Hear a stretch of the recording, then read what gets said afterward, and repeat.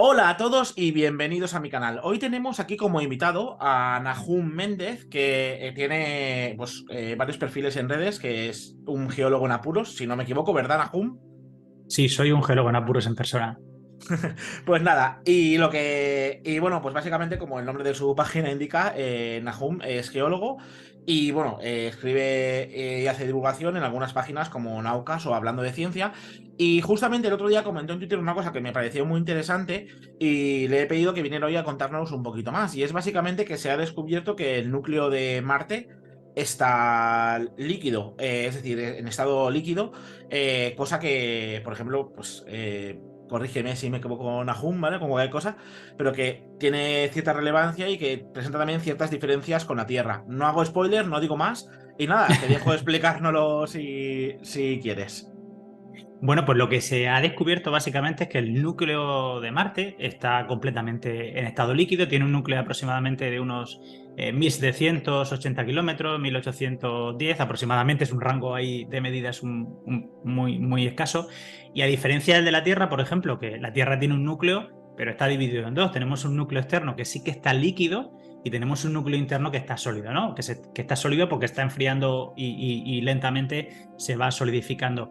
Y esa es la primera diferencia que nos ha chocado, ¿no? Al poder estudiar el núcleo de Marte, más que nada porque ya de momento es diferente al de la Tierra, ¿no? Y otra cosa también muy chocante es que a pesar de que hay un núcleo líquido, por ejemplo, no hay un campo magnético en Marte. En nuestro planeta sabemos que la mayor parte del campo magnético que se forma en la Tierra y que nos protege pues, de las partículas del viento solar y de otras partículas de alta energía que provienen del espacio, se genera precisamente por esas corrientes que hay en el núcleo externo, en la cual se mueven pues, los elementos magnéticos y finalmente pues, generan ese gran imán o ese gran campo magnético que nos protege. Sin embargo, en Marte, a pesar de estar el núcleo en estado líquido, pues ya no hay un campo magnético global, aunque pensamos, por los datos que tenemos, que sí que lo hubo en el pasado y no comprendemos muy bien por qué hubo un campo magnético en el pasado y si ahora el núcleo sigue estando en estado líquido, ¿por qué no lo hay ahora, ¿no? Y bueno, al final descubrimos una cosa que a priori no teníamos, más o menos sabíamos por otro tipo de técnicas indirectas, sabíamos que existía, pero nos abre otro tipo de preguntas, ¿no? ¿Cómo es posible que si existe una cosa similar a la de nuestro planeta, en este caso una estructura similar,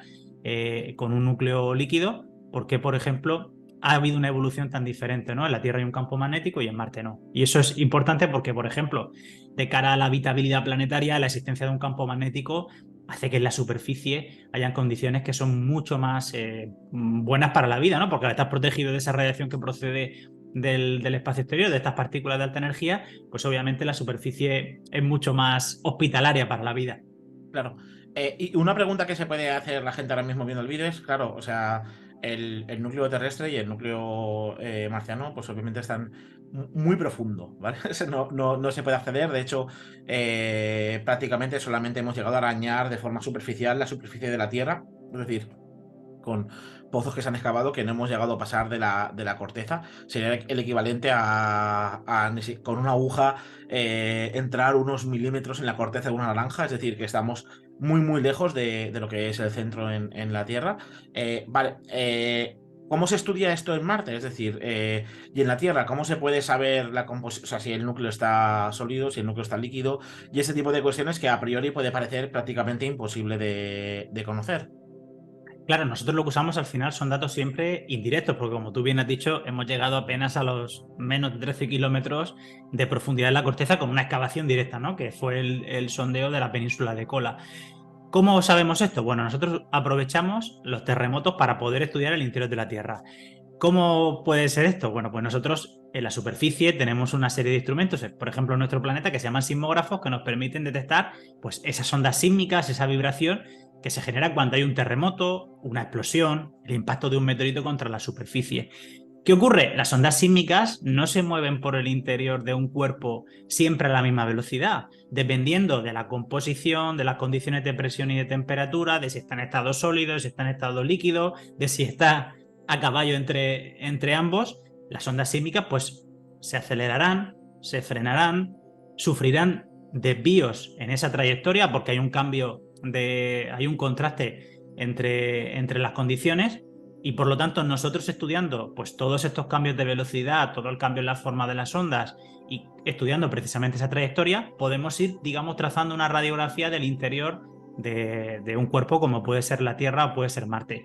En la Tierra es relativamente sencillo porque tenemos toda la Tierra pues completamente, por lo menos sobre todo la parte emergida, ¿no? Llena de sismómetros, porque los necesitamos, ¿no? Para estudiar la sismicidad de nuestro planeta. Pero en Marte, por ejemplo, esto se ha conseguido hacer con un solo sismómetro, ¿no? Se ha conseguido saber muy bien dónde ocurrieron esos terremotos, principalmente porque uno de ellos fue provocado por el impacto de un pequeño meteoroide que cayó contra la superficie y luego se pudo fotografiar con otra misión y precisar muy bien dónde había chocado, y a partir de ahí pues se pudo trazar esa radiografía, ¿no? Viendo cómo variaba la forma de la onda, la amplitud, la velocidad de las ondas sísmicas por el interior, y eso siempre pues nos da unas pistas, ¿no? Yo siempre lo comparo con una, no sé si con una radiografía o con una tomografía.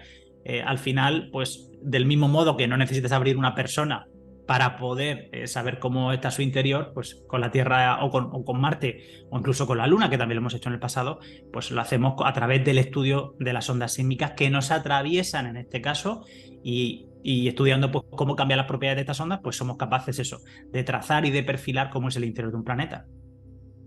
¿Y qué implicaciones tiene, por ejemplo, para un planeta que haya un interior fundido? ¿Tiene que ver, entiendo, con temas como actividad volcánica o tiene que ver con algún tipo de...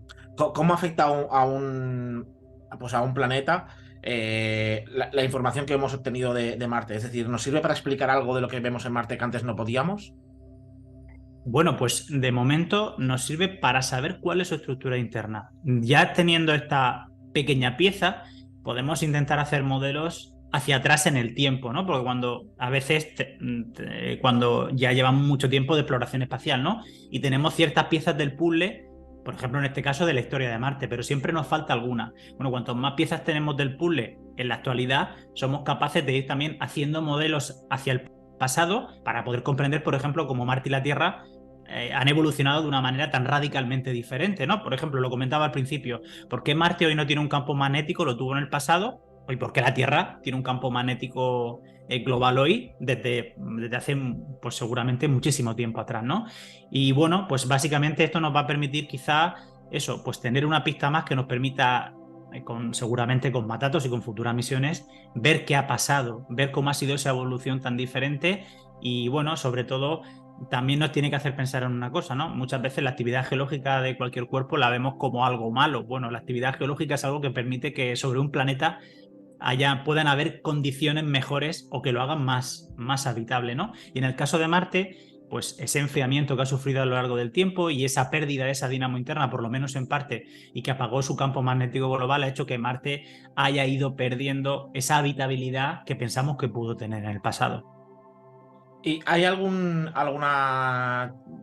alguna teoría o o se ha estudiado a nivel teórico eh, cómo puede ser esa diferencia? Porque claro, ahora lo que pasa siempre en ciencia, ¿no? Que abres una puerta de conocimiento y se abren 200 más, ¿no? Y al final hay como un cliffhanger ahí, ¿no? De qué ha pasado realmente. O sea, ¿se sabe algo? ¿Hay algún indicio?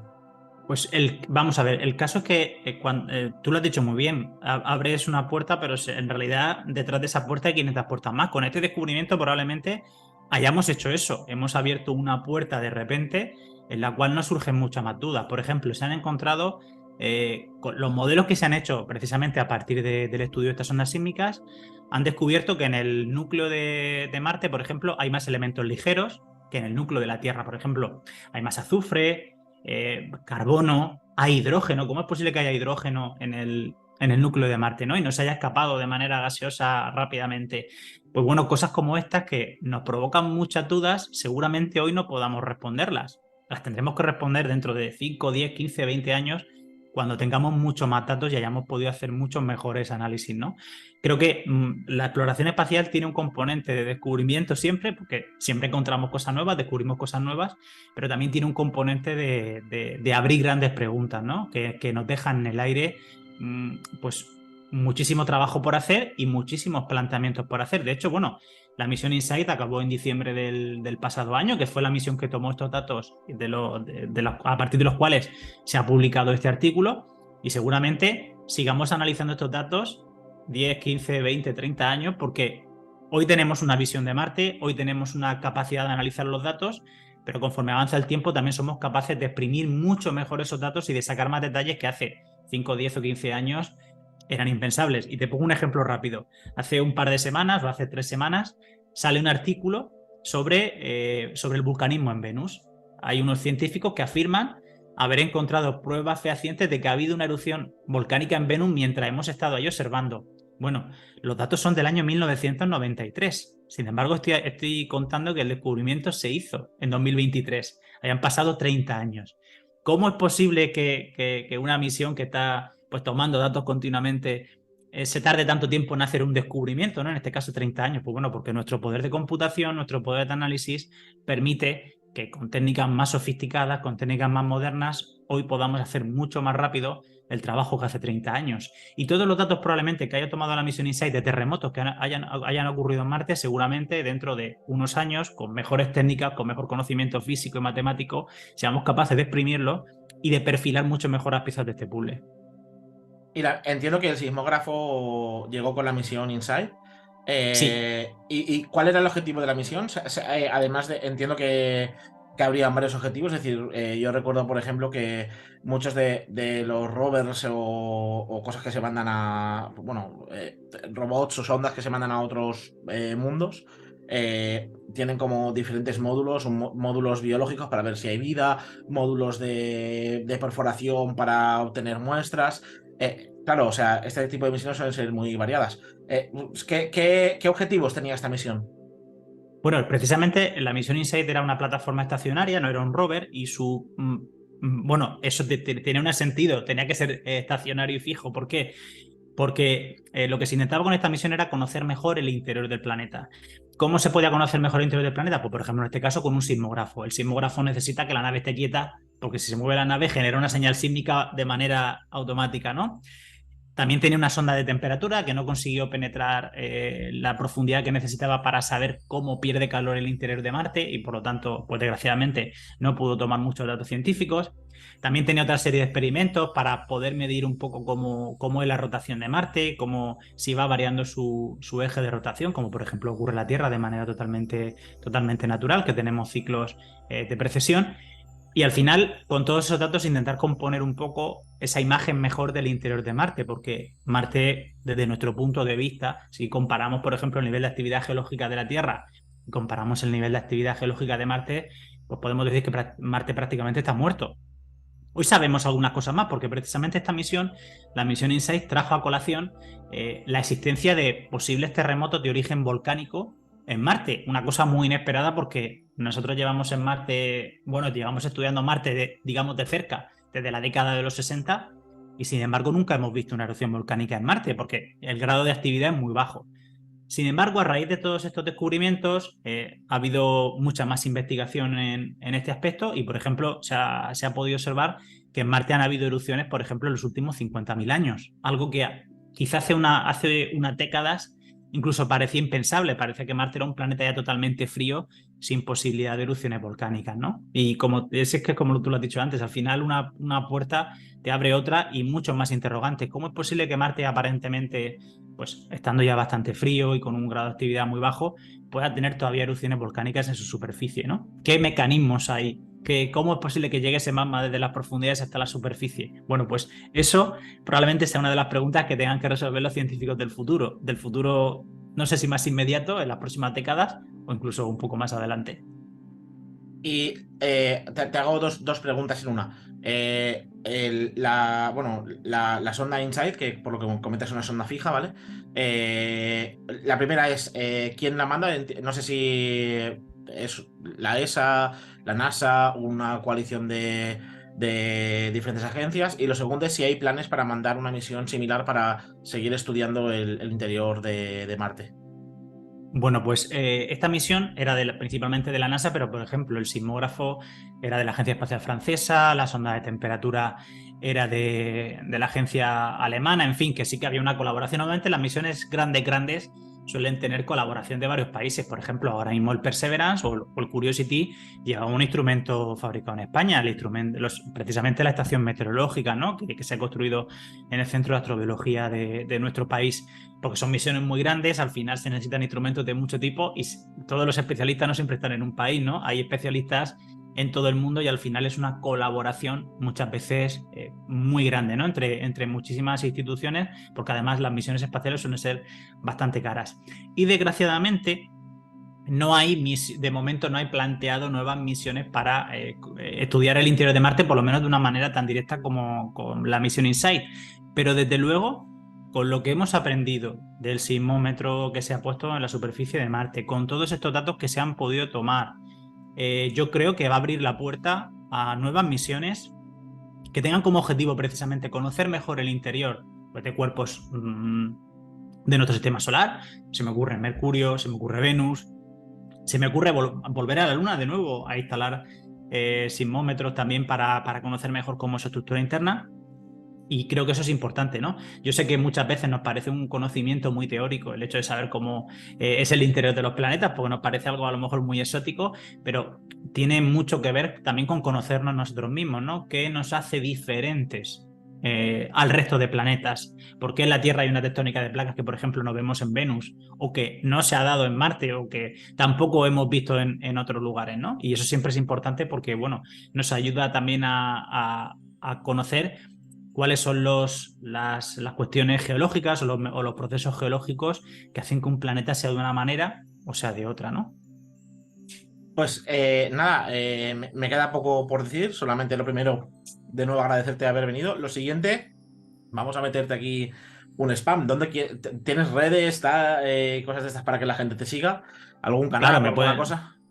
me pueden seguir en Twitter, en Instagram y en TikTok. Soy un geólogo en apuros y ahí estoy, no tengo pérdida. Vale, pues entonces en un geólogo en apuros lo pondremos en la descripción para que todo el mundo lo pueda ver. Y nada, pues por lo demás, muchísimas gracias a ti por estar aquí. Muchísimas gracias a la gente que nos ha acompañado hasta este momento. Así que nada, no os olvidéis de suscribiros también aquí al canal y esas cosas. Abrazos de luz de Venus y nada, nos vemos próximamente en el canal.